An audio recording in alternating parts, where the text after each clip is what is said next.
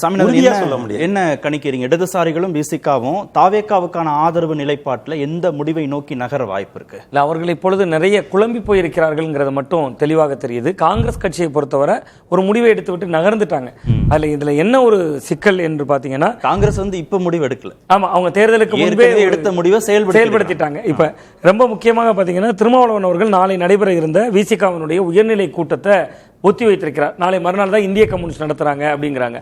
இப்ப ஒருவேளை உள்ளபடியே இவர்கள் போகலான்னு முடிவு எடுத்திருந்தா, நாளை அவர்கள் பதவியேற்புக்கு நாள் குறித்து எல்லா விஷயங்களும் செய்து கொண்டிருக்கிற பொழுது இன்றைக்கு அவர்கள் அவசர கூட்டத்தை கூட்டியிருக்க முடியும். ஆனால் அப்படி ஒரு கூட்டத்தை இந்திய கம்யூனிஸ்ட் கட்சியும் கூட்டல, விடுதலை சிறுத்தைகள் கட்சியும் அப்படியான நாளை நடைபெற இருந்த கூட்டத்தை கூட இந்திய கம்யூனிஸ்ட் நாளை மறுநாள் தான் பண்றாங்க, 8ஆம் தேதி தான் பண்றாங்கன்னு ஒத்தி வைக்கிறாங்க. சோ அந்த அடிப்படையில் அவர்களுக்குள்ளாக ஒரு குழப்பம் இருக்குங்கிறது மட்டும் தெரியுது. அவர்கள் எந்த முடிவும் இன்னும் எடுக்கல. இந்த நம்ம பேசிட்டு இருக்க இந்த நேரத்தில் தான் இன்னைக்கு மத்தியானத்திற்கு மேல கிட்டத்தட்ட மார்க்சிஸ்ட் கம்யூனிஸ்ட் கட்சியின் சார்பில் வெற்றி பெற்ற சட்டமன்ற உறுப்பினர்கள் முதல்வர் அவர்களை சந்தித்து வாழ்த்தும் பெற்றிருக்காங்க. கிட்டத்தட்ட மு க ஸ்டாலின் அவர்களை சந்தித்து வாழ்த்தும் பெற்றக்கூடிய காட்சிகளை பார்க்கலாம். அப்ப அவர்களுக்குள்ளாக இருக்கக்கூடிய அந்த குழப்பம் என்கிறது தான் நீடிக்குது. இவர்களை இணைக்கக்கூடிய புள்ளின்னு ஒன்று இருந்துச்சு சார். அந்த புள்ளி என்னன்னா, பாஜக எதிர்ப்பு. கிட்டத்தட்ட விஜய் அவர்களும் இன்னைக்கு பாஜக இல்லாத ஒரு அணியில் இருக்கிறார்.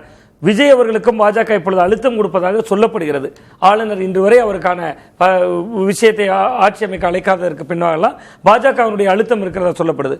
காலையில் ஒரு செய்திகள் போகுது, அதிமுக ஒருவேளை ஆதரிக்கலாம், மாலையில் அது மறுக்கப்படுகிறது.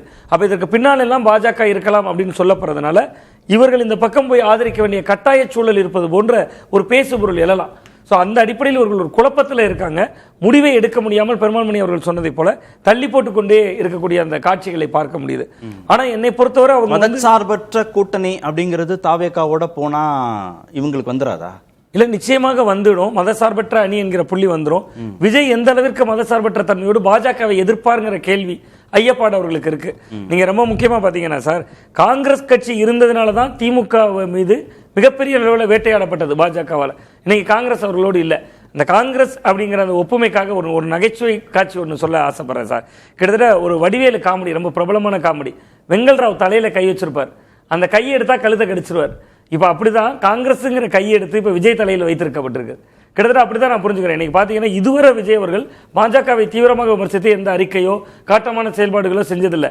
ஆனா இன்னைக்கு கிட்டத்தட்ட காங்கிரஸ் நகர்ந்த புள்ளி தாவேகா மதச்சார்பற்ற அணிக்கான தலைமை, அந்த கூட்டணிக்கான தலைமைங்கிற புள்ளினாலையா, இல்ல தங்கள் கட்சியுடைய நலன், உள்ளாட்சி தேர்தலில் பிரதிநிதித்துவம், நாடாளுமன்ற தேர்தலுக்கான பிரதிநிதித்துவங்கிற அடிப்படையில் நகர்ந்திருக்கிறாங்க? காங்கிரஸ் கட்சி முழுக்க முழுக்க சுயநலத்தன்மையோடு தான் நடந்திருக்கிறார்கள். நீங்க அப்ப உள்ளாட்சி தேர்தல் பிரதிநிதித்துவம், நாடாளுமன்றத்தில் தேர்தலுக்கான முன்னோட்டமாக 2029க்கு இப்பொழுதே போடக்கூடிய கடிவாளம்னா, போன தேர்தலுக்கு நீங்க ஒரு கூட்டணி சேர்றதுக்கு ஒரு ராஜ்யசபா எம்பி வரைக்கும் வாங்கிட்டீங்களே. கிட்டத்தட்ட 36 சட்டமன்ற உறுப்பினர்களுடைய பிரதிநிதித்துவத்தை திராவிட முன்னேற்ற கழகம் அப்படியே தூக்கி கொடுத்திருக்காங்களே காங்கிரஸ் கட்சிக்கு.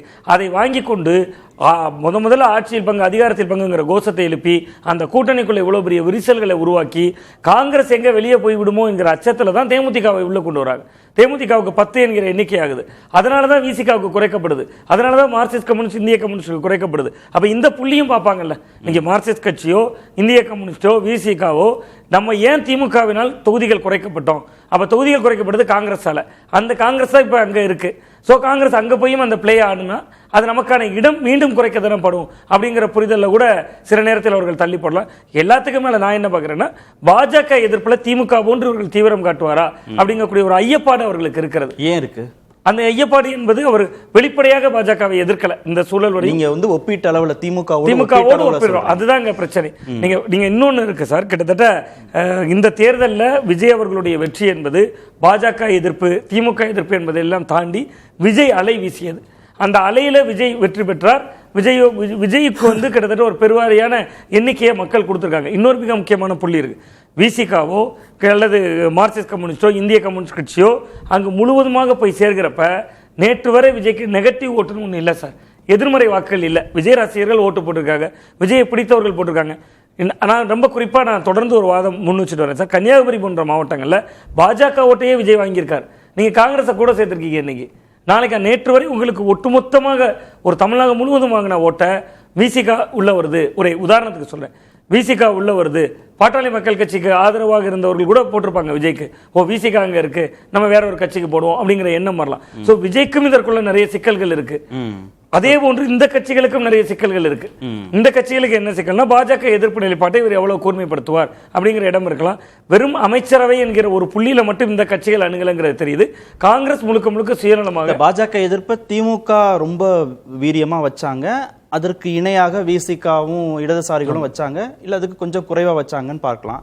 இப்ப தாவேகா ஒருவேளை பாஜக எதிர்ப்பு அவ்வளவு வீரியமாக திமுக அளவுக்கு வைக்காத நிலையில விசிகாவோ இடதுசாரிகளோ காங்கிரஸோ அங்க போகும்போது அவங்க வைக்கத்தானா போறாங்க. அது ஒரு பெரிய பேசுபொருளாக இருக்க போதா? தாவேகா எந்த அளவுக்கு பாஜகவை எதிர்க்கல அப்படிங்கிறது பெரிய பேசுபொருளா மாறப்போதா? இல்ல, நீங்க அது பாஜகவுக்கு அழுத்தமாக மாறுது இல்ல. பாஜக ஒரு பக்கம் நிதி கொடுப்பார்களா என்பது உள்ளிட்ட கேள்விகள் வருது. முதல் நாள் நன்றி கடிதம் எழுதினார் பிரதமர் மோடி அவர்களுக்கு. அதிலேயே மாநிலத்தினுடைய இணக்கம் குறித்தே விஜய் அவர்கள் அந்த கடிதத்தில் குறிப்பிட்டிருந்தார். இன்னொன்று, இவர்களுக்கு களத்துல பாஜகவுக்கு இப்ப நீங்க திமுக எப்படியும் பாஜகவை எதிர்க்கத்தான் போகிறது. இவர்கள் இந்த பக்கம் நகர்ந்தாலுமே கூட பாஜக எதிர்ப்பு அரசியல் தான் செய்ய போறாங்க. விசிகா இப்படிதான் யோசிக்கிறாங்கன்னு நான் நினைக்கிறேன். கம்யூனிஸ்டுகளும் இதை யோசிக்கிறாங்க. திமுக பாஜக எதிர்ப்பு அரசியலை செய்ய போறாங்க. இன்னொரு பக்கம் நாம் அந்த அணியில போய் சேர்ந்துக்கிறோம் தாவேகால, அங்கேயும் பாஜக எதிர்ப்பு அரசியல் செய்தா பாஜக எதிர்ப்பு அரசியல் இரு துருவங்களாக உடைகிற பொழுது நாடாளுமன்ற தேர்தலில் வலதுசாரிகளுக்கு ஆதரவாக களம் மாறிடக்கூடாதுங்கிற அச்ச உணர்வும் அதற்குள்ள இருக்கலாம். ஓகே.